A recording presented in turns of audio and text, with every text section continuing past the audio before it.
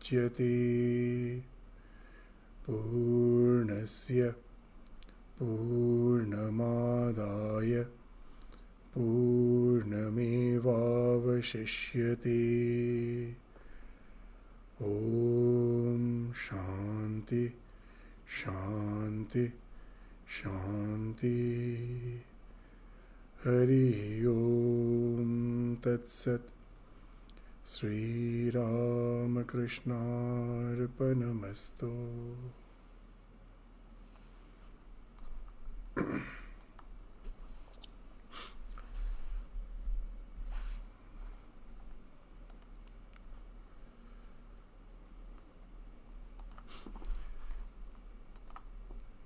So in the last class, we just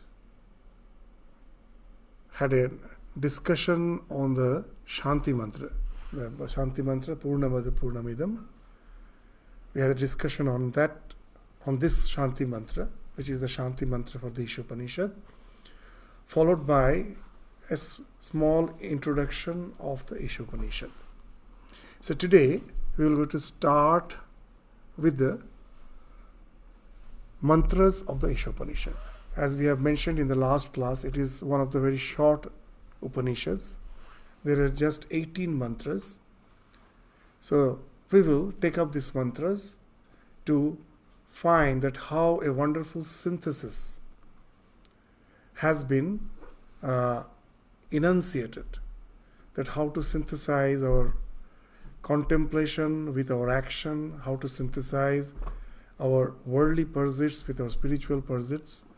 These aspects will be very nicely dealt with in the Isha Upanishad.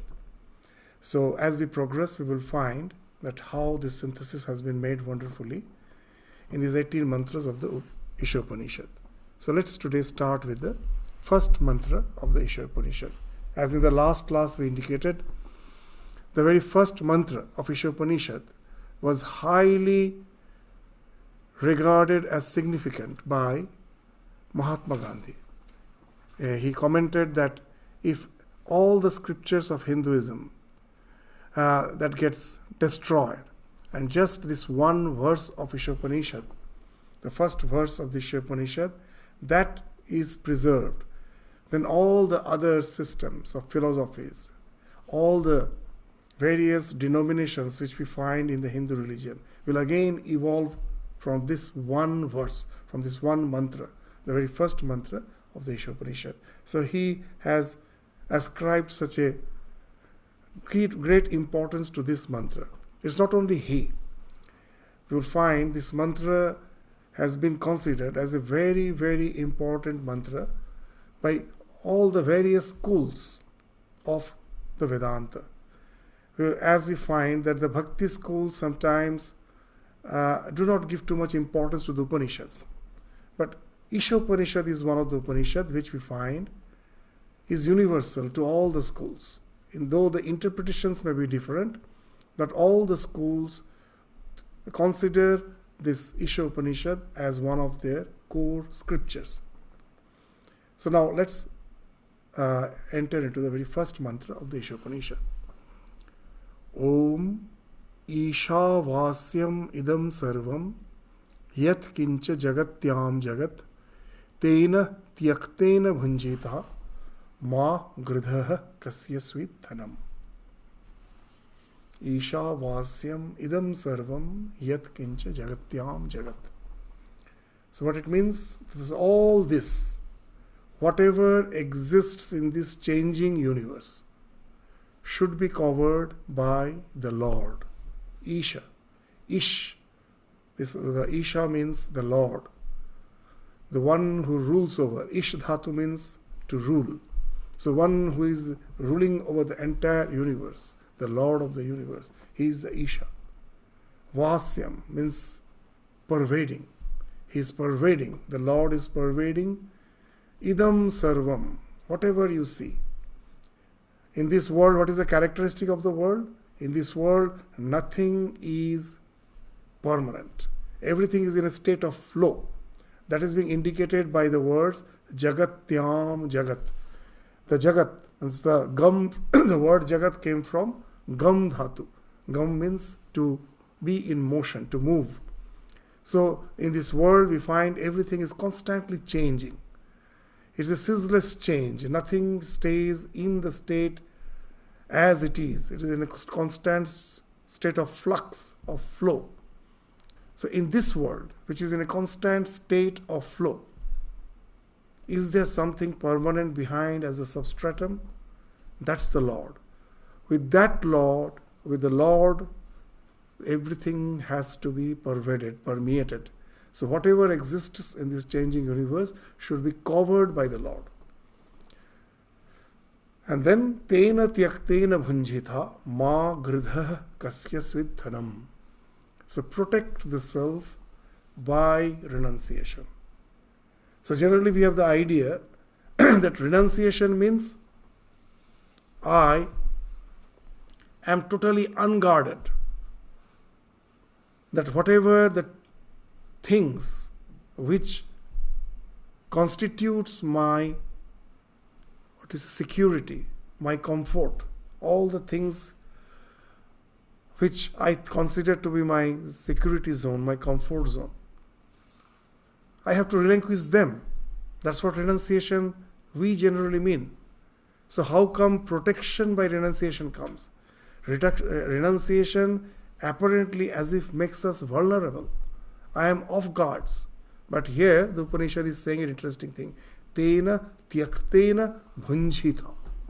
Bhunj dhatu means to protect. From the bhunj dhatu, the word bhunjitha came. That protect yourself by renunciation. And then do not covet. Ma gridha kasya svidhanam, for whose is wealth. So we think that this is my wealth, this is my house, this is my car. But as this verse started with that idea, everything is flowing, everything is changing. What you think is mine won't be yours. The entire nature gives me in bounty at certain point of time, and it again takes away from me everything at another point of time. I may say it's mine, but I don't have the power to retain it. If that's the fact, that if nature gives you in bounty at certain point of time and again takes away everything from you at certain point of time, what's the use in holding, in clasping? So that's why they are saying, Ma gridha, do not covet, for whose is wealth. So this is the verse. So now let us try to find that already we have indicated an apparent paradox, this anomaly, that they are speaking of protection through renunciation. What actually it means, enjoying through this word, this bhunj dhatu can be used in two senses, to protect and also to enjoy. Enjoy through renunciation. That also appears to be a very ambiguous idea. Renunciation means relinquishing of all enjoyment. And here they are saying enjoy through renunciation. Renunciation means coming out of your security zone. That is, you're coming out of your comfort zone. That speaks of that you're coming out of all your enjoyment, and as well as coming out from your security zone, from all protection. But here they're saying protect yourself with renunciation. Enjoy through renunciation. What actually is indicating, we will try to understand as we proceed through this verse. So first, Isha vasyam idam sarvam yat kincha jagatyam jagat. That it is by the Lord we have to pervade the entire universe. Why? Though because of ignorance I see this world as the world of name and form ever changing. But in reality, it is the Lord who is being projected as the universe. So though because of ignorance I see the world of name and form, how to go beyond this ignorance? By consciously seeing the divine in each and every nook and corner, in each and every aspect of this universe. To start, that is a type of upasana, a process that see the Lord in each and every aspect of this universe. So, the very first idea that God has projected the universe, whether God is, as we were studying in the Purnamada Purnamidam, has He got transformed into the universe? No. It is just a superimposition. God alone is the reality which is appearing as the universe. So you'll find in Swami Vivekananda's lecture, in one of his lecture, someone asked him, after hearing the entire lecture, one of these listeners, he asked Swami Vivekananda, Swami, isn't it in nutshell, can I say that what you spoke of today is that God is everything? Is God everything? And then Swamiji immediately replied very nicely, God is, everything is not. So the question was, is God everything? Swamiji's reply was, God is, everything is not. He alone exists. Because of that superimposition, He is appearing as the universe. As in the last class also, we were trying to discuss this idea of Vedanta. That when, because of ignorance, I see a snake in a rope, has the rope stopped existing? No, it is still the rope. As long as because of ignorance I see it as snake, it is the rope. It was the rope. When my ignorance falls off, it will be the rope. For the time being, because of delusion, it appears as snake. But for any person, the snake and the rope cannot coexist. The one who is seeing the snake doesn't see the rope. The one who is seeing the rope doesn't see the snake. They cannot coexist. At present, we have the idea that I am a living entity, that I have a body-mind complex. Behind that, consciousness is there. Because of that consciousness, my body and mind appears to be active, moving. So as if I'm seeing both consciousness as well as the world of name and form. So this itself is a wrong notion. Why? Because of superimposition. One thing is appearing as the other. When I see the world, for me the Lord cannot exist. The moment I am aware of that consciousness, the world cannot exist. So that's why answer of Swamiji is very important. God is, everything is not. Just in that rope snake analogy, because of delusion, when you are seeing the snake, you don't see the rope. The moment the delusion falls off, you see the rope. The snake has vanished. So here, when they are saying they pervade the entire universe with consciousness, it is not speaking of the ultimate truth. What it is speaking of is an upasana, a process by which at last I will be established in the truth, where God is, everything is not. So all this, whatever exists, this Isha Vashyam Idam Sarvam, should be covered by the Lord. So this is an upasana of dehypnotization. So, very interesting. When in the West, Swami Vivekananda was again delivering the lecture on Advaita, on this Vedanta. He was saying that it is delusion that you think you are the body-mind complex. You are the self and the self alone. Nothing can touch you. Nothing can affect the real you. You are beyond all misery, all sorrow. Then someone from the audience stood up and said, it's a very nice way to hypnotize. We have to hypnotize ourselves. He had that idea that we have to hypnotize ourselves with some suggestions so that the so-called ups and downs of life doesn't affect me. That it is a way of hypnotizing myself. That's what the idea that person, that listener got. So he said, it's a very nice way of hypnotizing. And immediately Swamiji's reply was wonderful. He said, Madam, you are already hypnotized. What I am saying is a process to dehypnotize. You are already hypnotized by thinking that you are a body-mind complex. This itself speaks of the ignorance. This speaks of the hypnotization, the spell of hypnotization within which you are. What I am saying is a process of dehypnotization. And this is here also, this verse starts with that. The Upasana Paddhati, which speaks of the process of dehypnotization. Bhagavad Pada Shankaracharya, in his commentary in this verse, he is giving a wonderful allegory to explain this idea. That is, sandalwood in essence is having a wonderful fragrance. But if you keep the sandalwood in water, immersed in water, a layer of slime develops over it. And it has a very pungent smell, very bad odor, very pungent odor.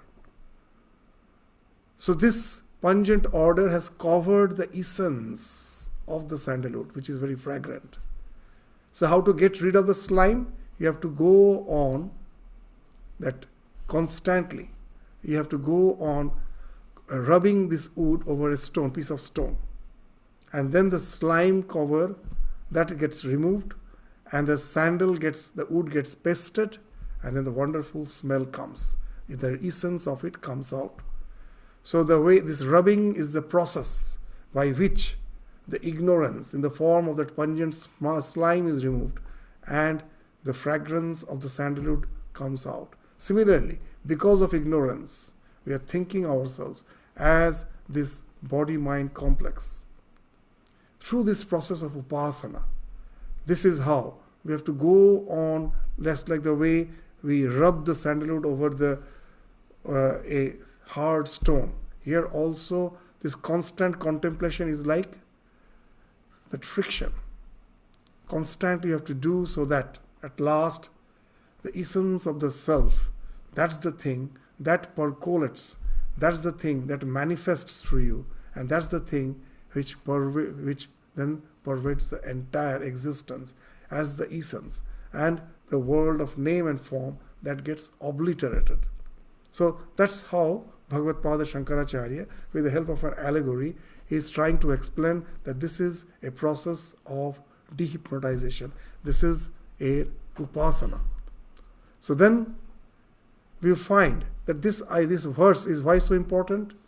In India, all our practices that others don't understand sometimes, that we worship the trees, we worship the stone. They think as if we are worshipping the stone, we are worshipping the tree, we are worshipping the mountain. But actually, it is a process of deification. Our scriptures has mentioned that it is the Lord and the Lord alone who is being projected as the universe. If that's the fact, then I have to see the Lord in each and every thing in the universe. And that's why we find that we worship the stone. We think the river as sacred, the Ganges as sacred. Why? This is the process of dehypnotization.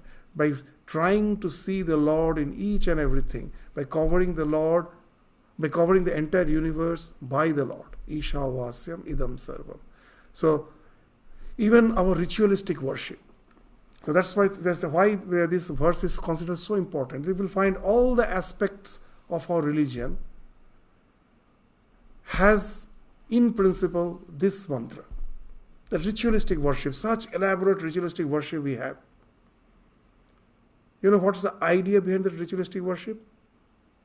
In one sentence, in one phrase, all these rituals can be explained. And that is called Atmavat Deva Sevanam. It's a process of deification. To see the Lord, to see the ultimate conscious principle, the Lord, in each and every aspect of the universe. For that, the ritualistic worship follows the principle of Atmavat Deva Sevanam. What it means? That whatever I like, whatever inclinations I have, whatever things I like, all those things I offer to the divine. Atmavat. Atma means what are our things I like. Atmavat Deva Sevanam. I think God also likes all those things, and that He will be, I will be offering those things to the Lord. Just It's a very nice example I will give. That's what we do generally.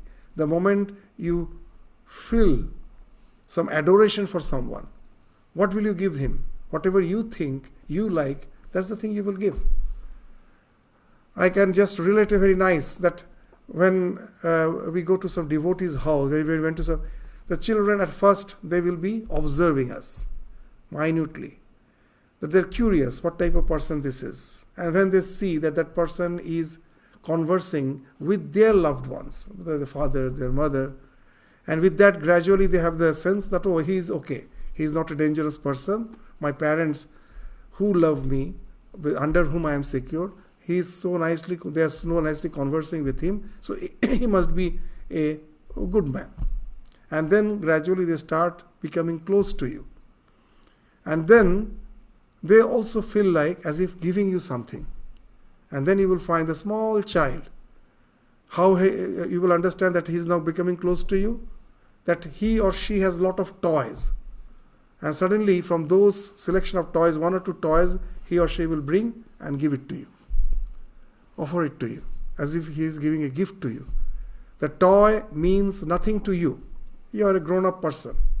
But for the child, that's a very important thing. That's that one of the sole thing which he or she wants is a very precious thing for the child. So what the child does, now he thinks, this is the person who is a nice person, I am feeling love towards him, affection towards him, I want to give him something, and what will I give? Whatever I think precious, that only I will pick up and give it to that person. So that's what it means, Atmavat Deva Sevanam. So all our rituals actually means that what?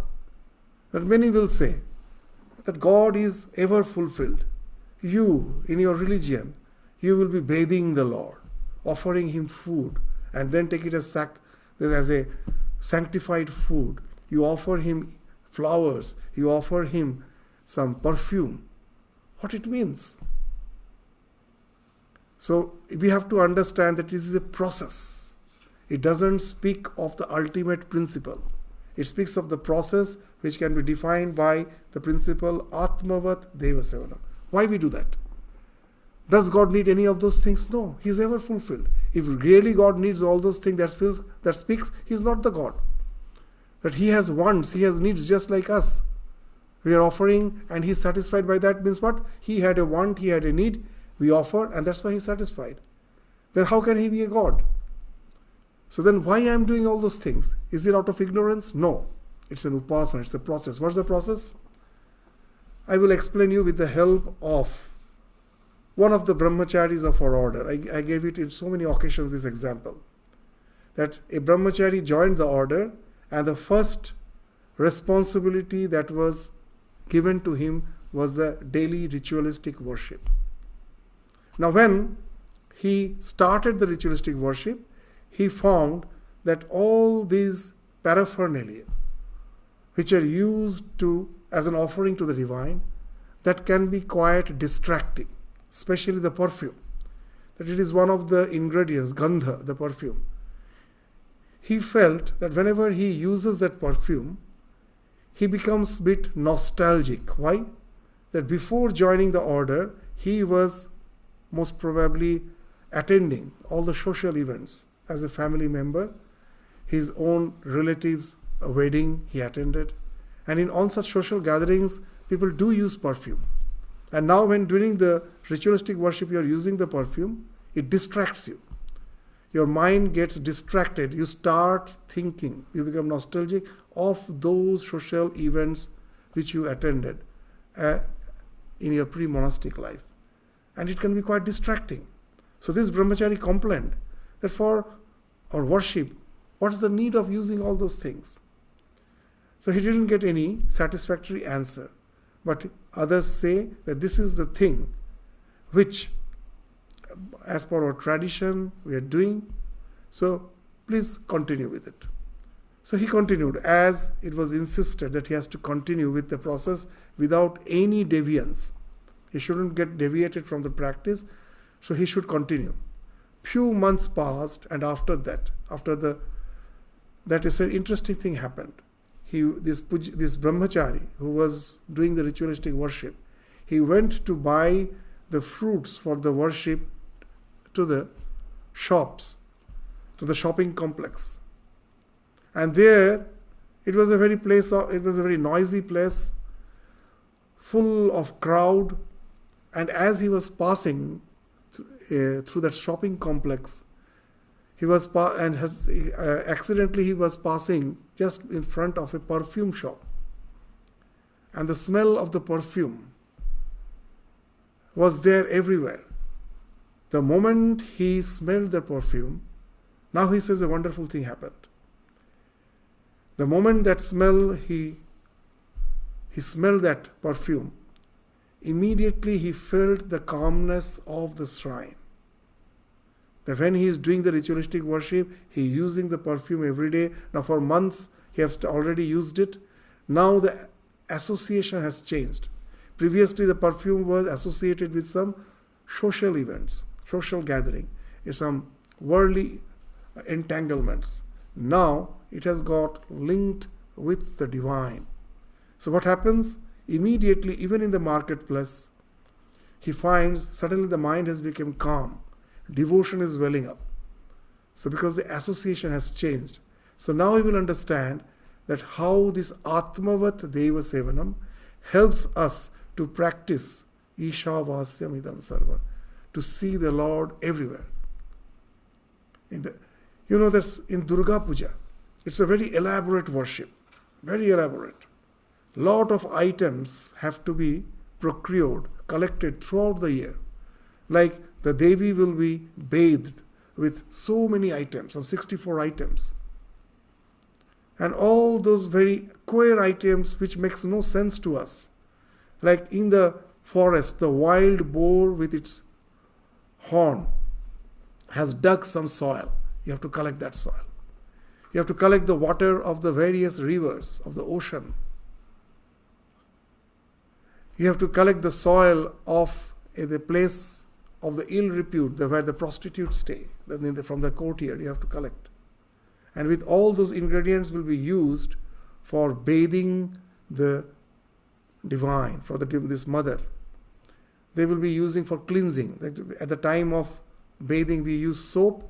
These ingredients are like the soap. They will be used for the cleansing material at the time of this Mahasnana. So now again we find that it appears to be meaningless, but how it helps? Just see, as now all these things get associated with the divine. So if you have done the worship with full devotion, just the way a mother, when he enters the child's room, his own child's room he enters, the child has most probably gone to the school, whatever things of the child the mother sees, the child's toys, the child's most probably the iPad, the laptop, all the toys, whatever he sees, the bed, it reminds her of her son, isn't it? The same thing happens as all the things got associated during my worship, and during my worship I did it with full devotion. Now all these things get associated with the divine. So it helps in deification. Now even the things like the soil from the place of ill repute. Previously I had a sense of disgust for such a place. Now if I have done the worship properly, with full devotion, even when I am passing through such places, I will find instead of having any negative emotions, the devotion will well up. Oh, this is associated with the divine. And this is the thing which we will find has been exemplified through the lives of all the great spiritual illuminaries. In the life of Chaitanya Mahaprabhu, it is mentioned that he was passing one day by the side of a village. He was passing by a village, and the one who was accompanying him, he said, with the soil of this village, the drum for the kirtan, the coal, the body of that coal, the drum, is made with the soil of this. Soil has some particular characteristics. When it dries And if you make some hollow structure, the resonance is wonderful. The soil has some characteristic. That's why this soil is used to make the drums used for kirtan. Immediately Chaitanya, just this simple sentence, hearing that, he went into deep samadhi. Why? The soil, and the soil is used for the drum, for the kirtan. Whose kirtan? The Lord's kirtan. So one thing gets associated with the other, and immediately it takes him.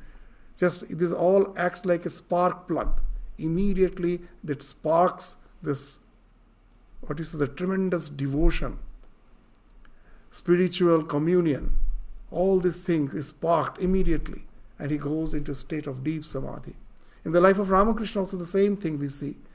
This, how the so-called day-to-day mundane things can act as a suggestion for the highest spiritual state, and can take you to that state of spiritual transcendence in the form of samadhi, bhava. In the life of Ramakrishna, we find a wonderful thing. He was passing by the BT. He was strolling from Dakshineshwar. He came by walk by the side of the Barakpur trunk road, BT road. So that was just a newly constructed road in those days. That road still exists.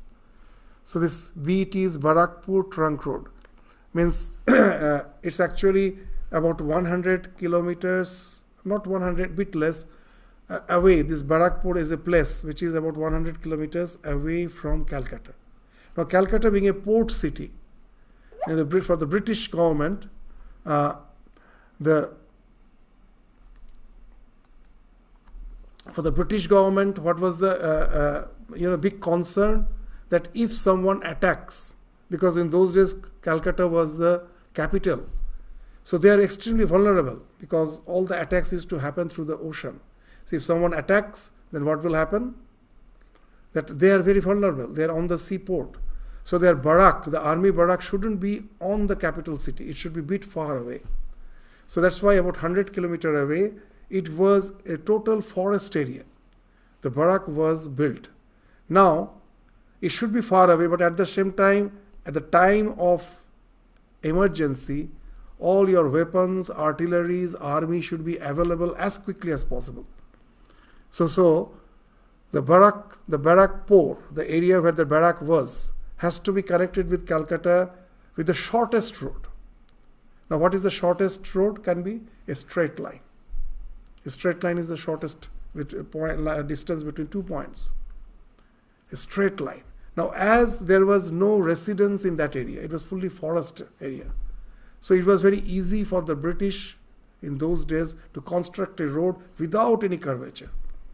And as per the standard in those days, that road is quite wide. Now, of course, you have 6-lane, 8-lane roads. There's nothing compared to the BT road. BT road is nothing compared to the existing, the 6-track, 8-track roads. It's nothing, it's quite narrow. But in those days, in the standard of those days, that was quite a wide road. Ramakrishna have never seen such a wide road. So for the first time, when he, by walk from Dakshineshwar, he went to the BT road. Just by seeing the road, he went into deep samadhi. Someone had to hold him, otherwise he would fall.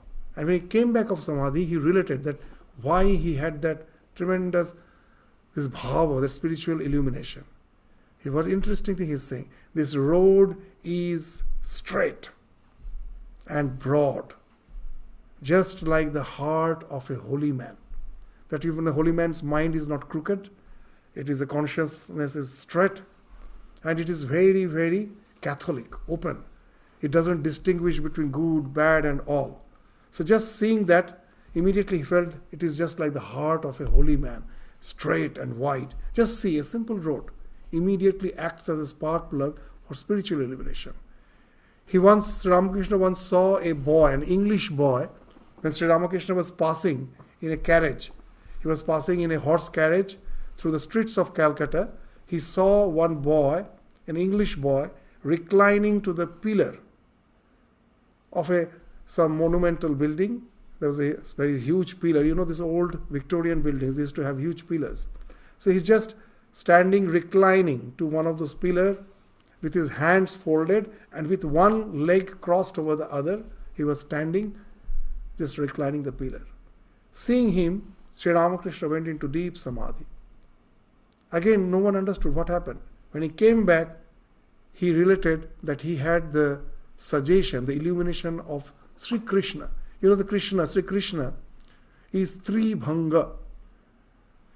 That you will find that in his form, in his image, that when he is playing the flute, you will find there are three bends. As he is playing the flute, his elbow is first bent, one foot is crossed over the other, that's the second, the knee is the second bent, and the waist is bit tilted. He is not standing straight, bit tilted. There's a third bend. So seeing these three bends represents Krishna. Now this English boy, he has nothing to do with Hindu religion, nothing to do with Krishna. He was casually standing, reclining to a pillar. As he was reclining, there was a bend in his waist.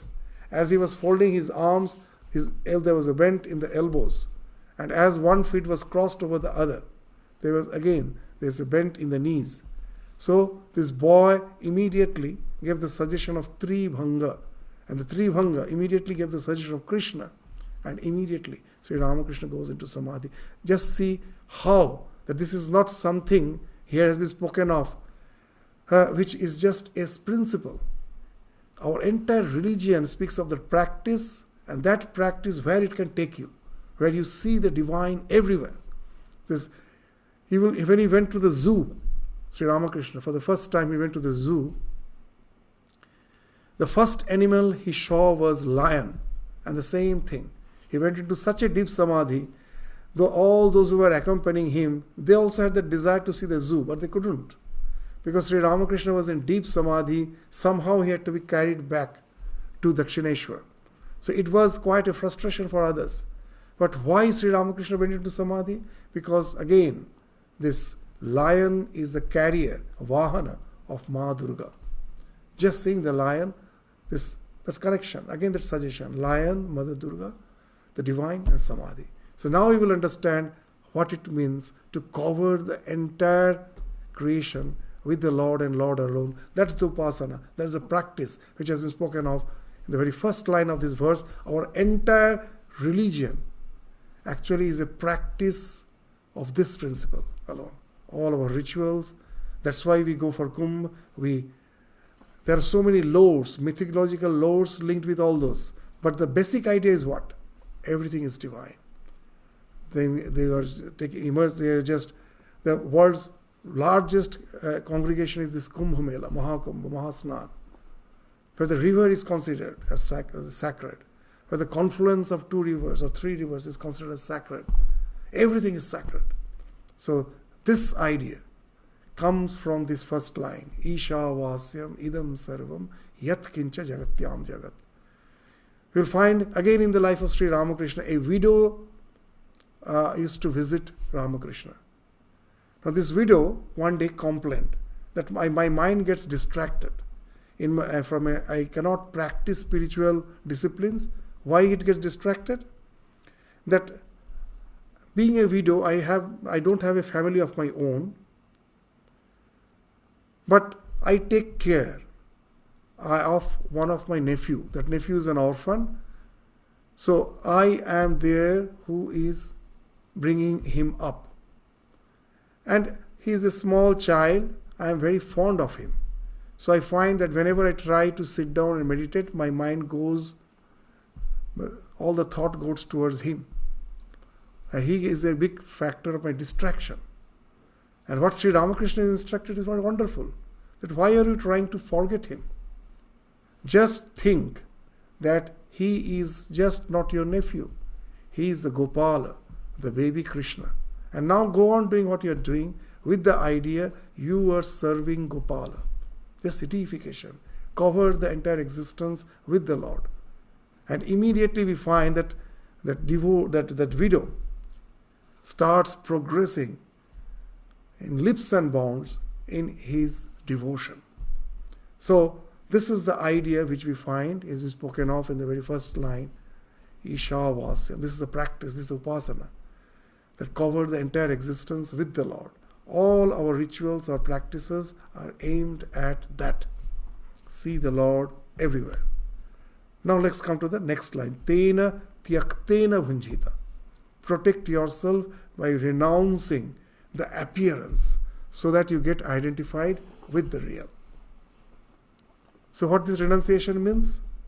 That how our identification with the unreal, which we think is quite pleasant, is actually the cause of all our degeneration, is the cause of our immersion in this worldly existence, which, though we think is our comfort zone, is actually full of perils, dangers, full of ups and downs. Very little happiness we get. Again we are in abject sorrow. This is what we find in our life, constantly going on. So, but we are obsessed. What is our obsession like? It's something that we have somehow seen the reflection of the self in this body-mind complex in the form of ego. Ego is nothing but the reflection of the self in the body-mind complex, and we take that to be real, and that's how we get bound in this quagmire of we call this world. It's just like that character called Narcissus, that in spiritual sense we are all narcissistic. So there's a Greek legends, there's a character called Narcissus. In English you all know the word narcissistic, the one who is extremely self-possessed, only thinks of himself. And it's so powerful, that thinking of himself, that he starts neglecting all his duties, responsibilities, his responsibility towards his family, towards his loved ones. He forgets everything. He is just always possessed with himself. That such a person is called narcissistic. So from where that word came, from this Greek legendary character Narcissus. So what's the story? The story goes, this Narcissus was a very handsome prince. Now he was so infatuated by his own beauty, he forgot all his responsibilities. He was not cared about any relations, any responsibilities. He was too vain. And throughout the day, he was obsessed. What? In seeing his own reflection. Where to see his reflection? He will go to some forest behind his own kingdom. Every day he will go there, and there was a huge reservoir.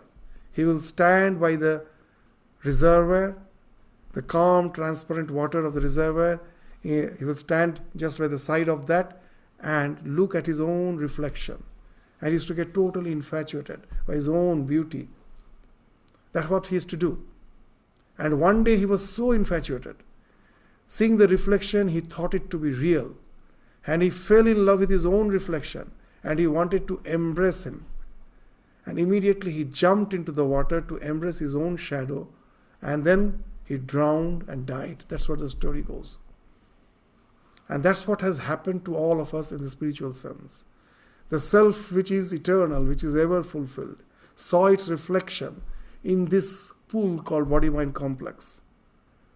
And seeing the reflection, got identified with it and jumped into it. And that's the cause of our bondage, our ignorance, of all our suffering. So here the question of protection comes how? That not to get identified with this reflection. This is very important. That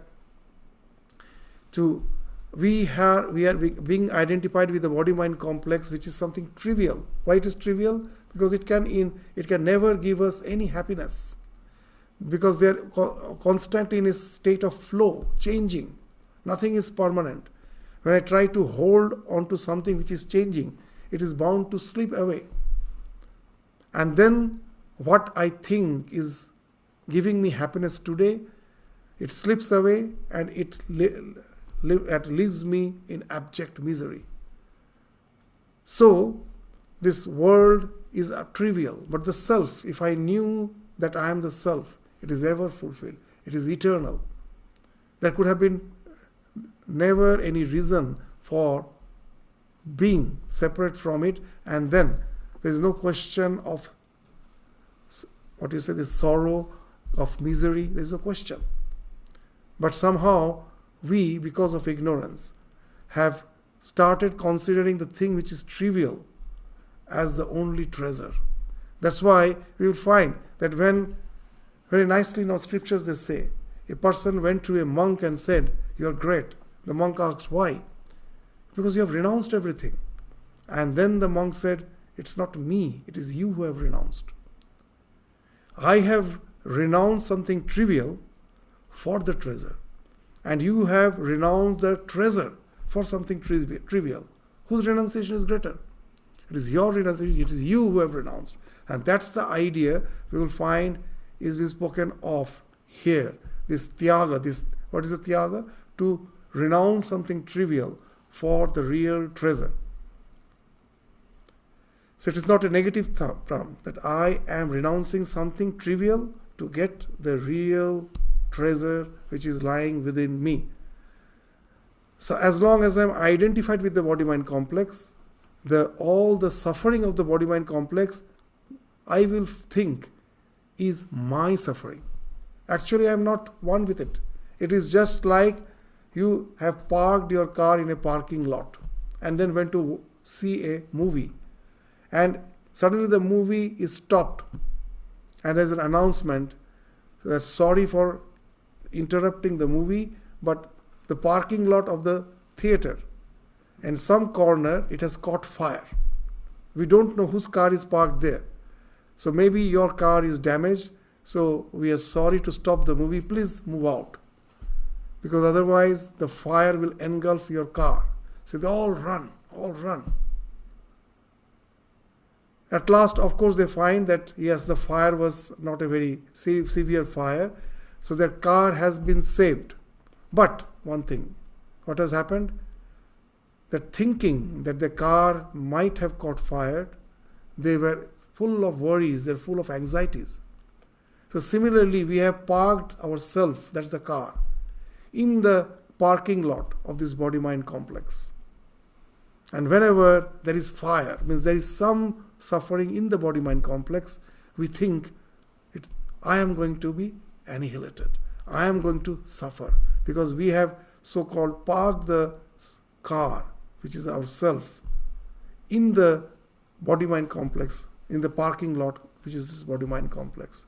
And that's how the suffering of the body-mind complex, with that I get identified, I think it is my suffering. So, now, what actually, then from this example, are we to just simply relinquish the body-mind complex? Relinquish all our attachments with the world? It actually then sounds something like suicidal. That I have to leave this body-mind complex. So as we proceed to this Isha Upanisad, we will find that what actual renunciation means. To give that idea that how you can enjoy through renunciation, how you can protect yourself through renunciation, let us give an example. That it speaks more of our paradigm, orientation, than some physical, relinquishment of our association with the body-mind complex and in turn with the world. It actually more speaks of an orientation, not the real separation. So you will understand this. Take an example. Suppose you take your child for the first time to the child care center. Now as he was quite happy, he was quite comfortable, he felt that his house is his security zone, is his comfort zone. So for the first time, he is coming out from his comfort zone, from his security zone, and you are going to place him in the child care center. Naturally, the child cries. He doesn't want to be there, or she doesn't want to be there. But those who are the caretakers, they say, you need not worry. You keep him. It will be okay. Within few days, he will get acclimatized. So he cries vehemently, you come back. After a few days, the scenario changes. The child has developed some friends. Now all the other children who come, with that he has developed friendship. He is so happy with them, playing, so engaged. Now you find that when you go to drop him, he's quite enthusiastic, he's not crying. But the crying starts now when you go to pick him up. He doesn't want to come. He's so happy there. He wants to continue with his play, with his game. And this continues again for a few days, maybe for a few weeks. And then after a few months you find a very interesting thing. The child is not crying when you are dropping him, neither he is crying when you are going to pick him up. What has happened? Now he is enjoying his renunciation. What's that renunciation? In this process, in few months, first he was crying when you went to drop him, then he was crying when you went to pick him up. In the process, in these few months, something has registered in his mind. What's the thing that has registered? That this child care center is a temporary place. It's not where I am supposed to be throughout. Every day morning, my father or mother will drop me, and again in the evening, they will come and take me back. My home is my real place. That's the permanent place. This is something temporary. So now he has the idea that this is a temporary place. My permanent place is somewhere else, is my own house.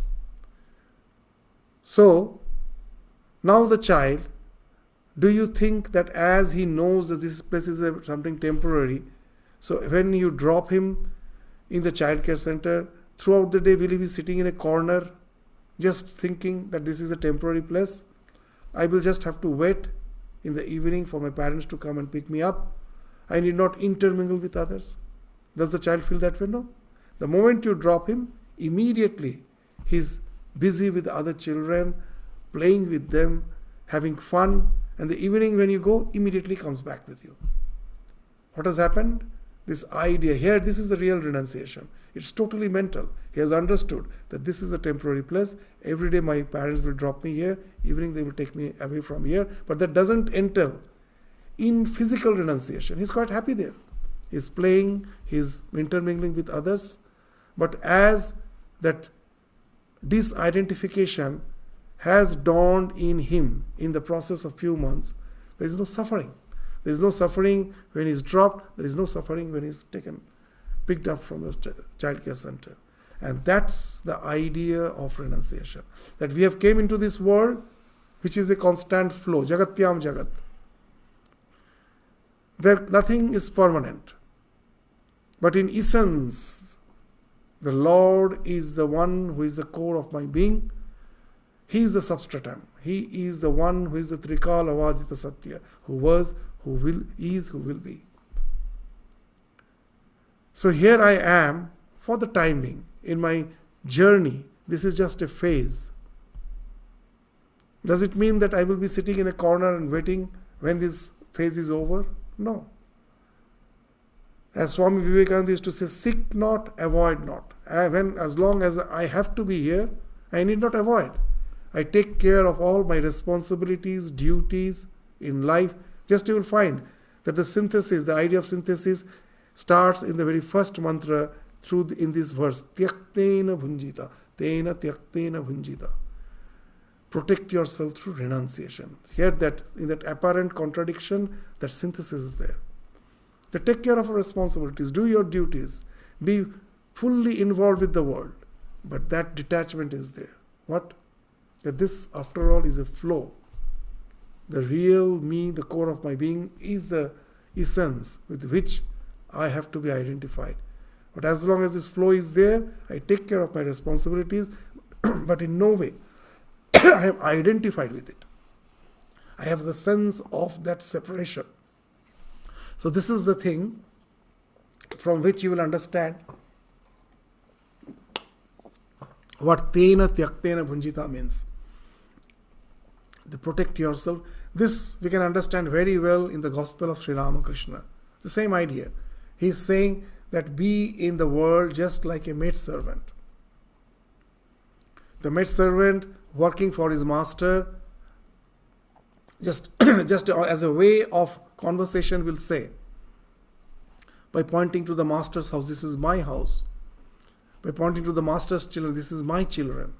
She will be totally identified with all the duties and responsibilities with which she has been ordained there, as if that is her place. But in the corner, but in the background of his mind, she always is aware of the fact, this is not my place. My place is in some remote village where my family is. So, Sri Ramakrishna used to say, stay in the world just the way a maid servant stays in his master's place. With all the responsibilities he's taking care of, but in the mind he knows this is not his, this is somewhere else.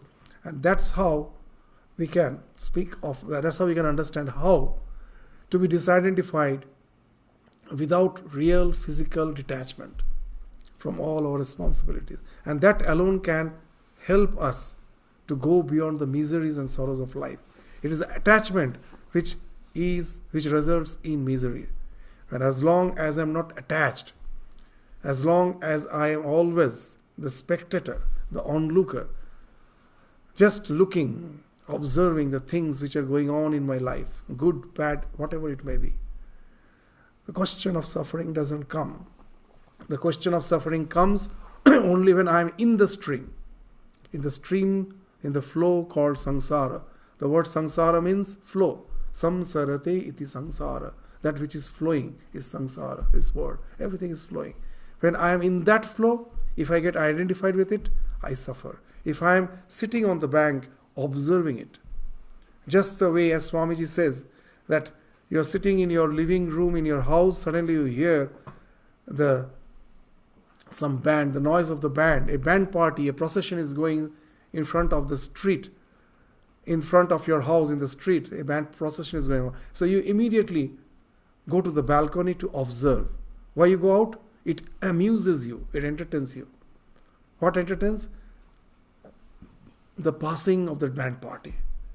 So if in our life we can also think that this life is just like a band, it's a procession, it's going, I am just the onlooker, then it can in no way make you suffer. Just the way from your balcony you enjoy the band party, here also you enjoy. This is a wonderful idea. See, that way as a children, that this enjoying through renunciation. The children like to have a ride in the roller coaster. But is it really, should it be something which gives us enjoyment? It appears to be so dangerous. Suddenly it is taking you up to a steep ride and then are falling. Sometimes you're taking through a very, very, treacherous curve, as if you will be flown away from the roller coaster where you're sitting. But still the children get thrilled. What the children? Even the elderly person gets thrilled in the roller coaster drive. You know why? Though constantly you are in the steep ups and downs, you are in the steep curvature, still you are enjoying. Because you know that that this roller coaster has been designed in such a way, though you feel you will be as if thrown out, you are not going to be thrown out. And that's why even something as dangerous as a roller coaster becomes enjoyable. We pay money to have a ride in the roller coaster. Similarly, if you are always aware of the fact, what is the fact? That the real me is never touched. The one who is with the Lord. I am going through this roller coaster called life. It will take me up, it will throw me down, it will take me through those various curvatures. But it is not going to affect me. It is just, then it becomes as enjoyable as the roller coaster ride. The perils, the dangers, the suffering, the ecstasies, everything is a part of the roller coaster ride. And you enjoy it, knowing well that nothing affects the real you.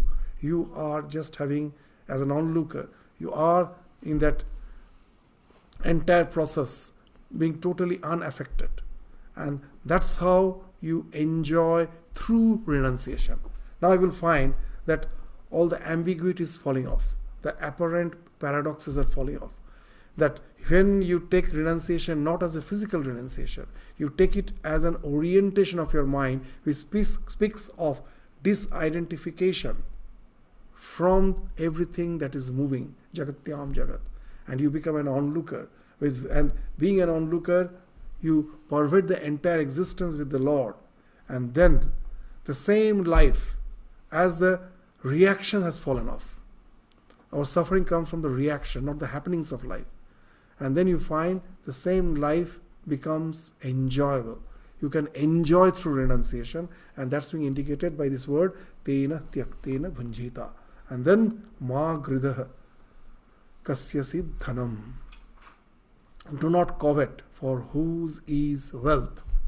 So this, from our discussion, becomes very clear that nothing is permanent in this world. Everything is flowing. But somehow we have the idea of permanent in the flow. And that's how we get attached to it. That example which we give again and again. An old man used to every day go out for an evening walk, and he had an umbrella in his hand. And he used to brag.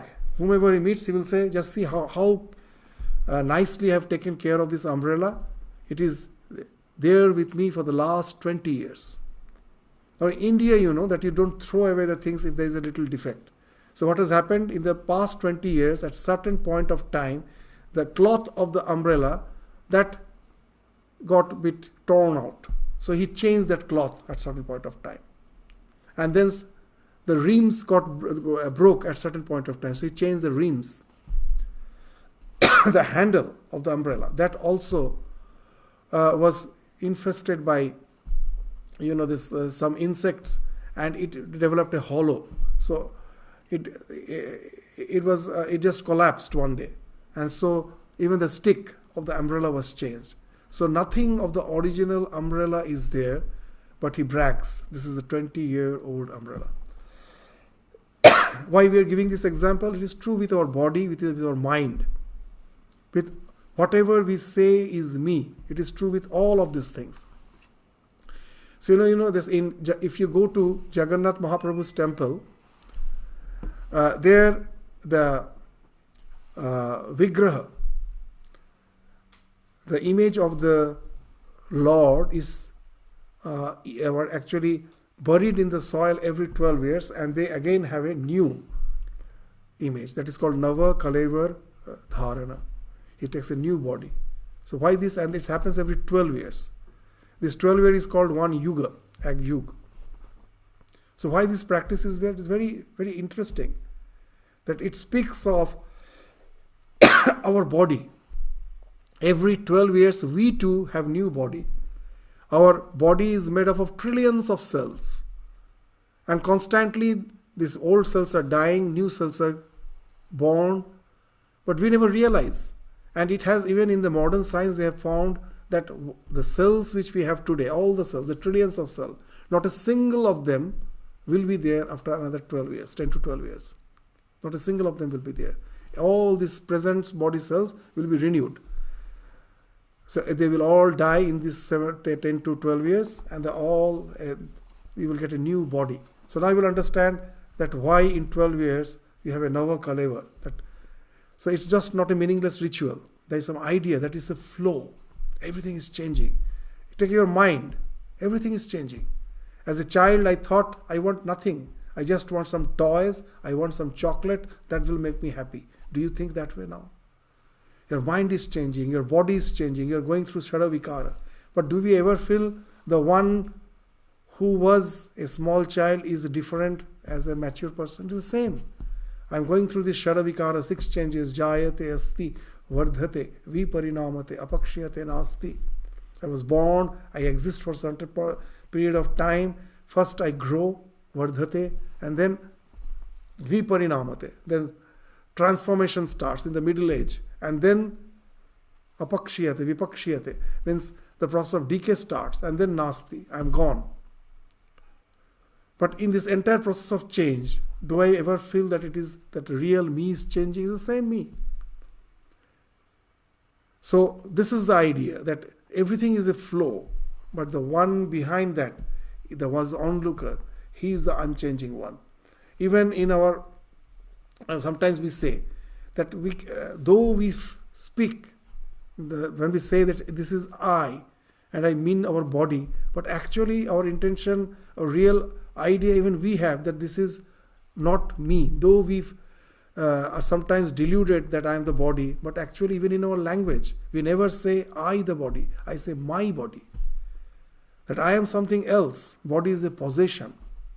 If somehow because of accident, someone has to ampute one of the legs or any of one of the limbs, does he feel that only 70% of the original me is remaining, 30% has gone? No. still the whole me is intact. So this is a flow, constantly changing. But as we are trying to hold on to it, suffering comes. So that's why they are saying, Ma gridha kasyasid dhanam. So that, that in our order, when I was in Bangalore, this was a quite very often discussed an incident. A young man, a very young boy, I would say, he was not having any, ambition in life, that I have to be established, professionally successful, nothing. He was just simply waiting away his time. So he came to the ashram and the Swamiji asked, that why are you so lazy? Procrastination is something, has become a part of your life. Why don't you endeavor? He says, for me there is no need. My father is very rich and I am his only son. He has kept everything for me. So I do not have to think of getting a job and other things. And then he said a very interesting thing, this boy. I have a permanent house, I have a permanent bank balance, I have a permanent car. And then the Swami mildly asked him, are you permanent? You have a permanent house, you have a permanent car, you have permanent bank balance, everything is permanent. But are you permanent? So this is the idea, that everything is a flow. Suffering comes when you are trying to clasp that flow. There is a nice incident I saw in the National Geographic. You know how sometimes they get rid of these monkeys. The monkeys sometimes can be entering your neighborhood and just creating a nuisance, how to catch them. So there's a nice way. The monkeys like the salt, the rock salt. So in such neighborhood where the monkeys are disturbing, the workers, the council workers, so they will keep in a transparent bottle where the neck is narrow, the bottle has a big body. Inside that, which is made of glass, they will keep some rock salt. And they will keep it throughout the night. In the morning they will come and will find the monkey has got trapped. His hand, it's one of the limbs, is inside the bottle. It is trying hard to bring it out. It cannot bring it out. It has got trapped. You know how? Very interesting. That when the monkey has inserted its hand, it went in. Now it clasped the rock salt and tried to pull out. It is never coming out. If it leaves the hold of that rock salt, the hand can easily come out, but it won't leave the hold. And our condition is like that. With all the things we are clasping, we have got caught in this meshwork of this world of name and form. So that's the thing this is saying, that don't covet, for whose is wealth. So this has a very, very, very significant implication, even as per our this welfare of the entire humanity is concerned. This clasping, coveting, that how it just not only disintegrates me, it disintegrates the entire society. And that's why what a significant message this mantra is actually saying. So this again we will take up in the discussion. This first mantra is a very significant mantra. Let us take some time. How this clasping is one of the major cause of all the social evils which we see in the world. That we will take up before we proceed to the next mantra again in the next class. So with this we conclude our discussion today. Thank you all. Namaskar.